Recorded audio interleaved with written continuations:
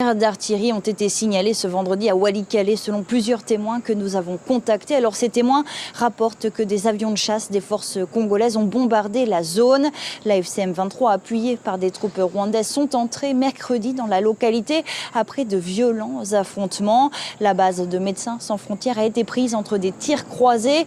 Le personnel est sain et sauf et se dit prêt à accueillir les blessés. Alors avant l'arrivée de la FCM 23 et des troupes rwandaises, de nombreux habitants ont fui pour se réfugier dans les localités voisines, mais les humanitaires s'inquiètent quand même d'un afflux de blessés. Ces affrontements ont éclaté au lendemain de la rencontre entre les présidents Félix Tshisekedi et Paul Kagame à Doha, au Qatar.